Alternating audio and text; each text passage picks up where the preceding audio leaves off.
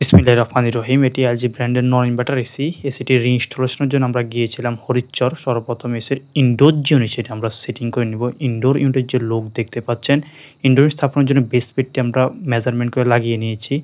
Indoor outdoor pipe কানেকশনের যে whole এটি আগেই করা ছিল। ইনডোর স্থাপন করা হয়ে গেলে অতঃপর স্পিড লেভেল দিয়ে আমরা দেখি পারফেক্টলি লেভেল যেটি সেটি রয়েছে। অতঃপর আউটডোর সাইডে গিয়ে আউটডোর যে ইউনিট সেটি স্থাপনের যে কাজ সেটা আমরা করে নিব। ইনডোর সাইডে ইনডোর ইউনিট হ্যাঙ্গিংয়ের যে কাজ সেটা শেষ। আউটডোর সাইডে আউটডোর যে ইউনিট সেটা স্থান আমরা স্থাপন করব। সার্ভিস পাইপ এদিক দিয়ে যে বের হয়েছে, আউটডোর স্থাপন করা হয়ে গেলে অতঃপর সার্ভিস যে পাইপ সেটা আমরা কানেকশন করে নিব। আর মোস্ট ইম্পর্টেন্ট যে কাজ, ইউনিটটাকে পারফেক্টলি ভ্যাকুয়াম যেটা সেটা করে নিব। আউটডোর স্থাপন করা হয়ে গেলে অতঃপর আউটডোর সাইডে সার্ভিস যে পাইপ সেটা আমরা কানেকশন করে নিই। অতঃপর মোস্ট ইম্পর্টেন্ট যে কাজ, রেফ্রিজারেন্ট ছাড়া পড়বে ইউনিটটাকে পারফেক্টলি ভ্যাকুয়াম যেটা সেটা আমরা করে নিচ্ছি। ভ্যাকুয়ামের কাজ সমাপ্ত হয়ে গেলে অতঃপর ইউনিটে কোনো লিক রয়েছে সেটা আমরা টেস্ট করে নিব।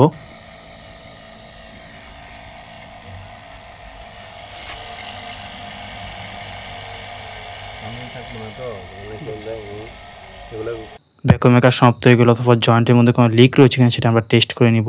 লিক টেস্ট করা হয়ে গেলে অতঃপর ইনডোর আউটডোর পাইপ কানেকশনের যে হোল সেটা আমরা বন্ধ করে দিব। আর এখানে একটি ক্লাম দিয়ে হচ্ছে সুন্দর করে হচ্ছে সার্ভিস যে পাইপ সেটাকে সাপোর্ট দিয়ে দেয়। লিক টেস্ট করা হয়ে গেলে ফাইনালি রেফ্রিজারেন্টকে সার্ভিস পাইপ দিয়ে রিলিজ করে দিই এবং এসিটি চালিয়ে এটার কুলিং যে পারফরম্যান্স সেটা আমরা টেস্ট করে নিই। পাওয়ার সাপ্লাই দেওয়ার সাথে সাথে হচ্ছে ইনডোর জিনিস সেটা চালু হয় এবং আউটডোর জিনিস সেটাও চালু হয় পারফেক্টলি কুলিং যেটি সেটি হচ্ছে। আউটডোর সাইডে গিয়ে গ্যাস যে প্রেসার সেটা আমরা চেক করে নিই। পারফেক্টলি গ্যাস যে প্রেসার সেটা ছিল। আউটডোর ইউনিট আমরা টেম্পোরারি ফিটিং করে পরবর্তীতে হচ্ছে স্ট্যান্ড উপর সুন্দর করে সেট করে দিব। ধন্যবাদ।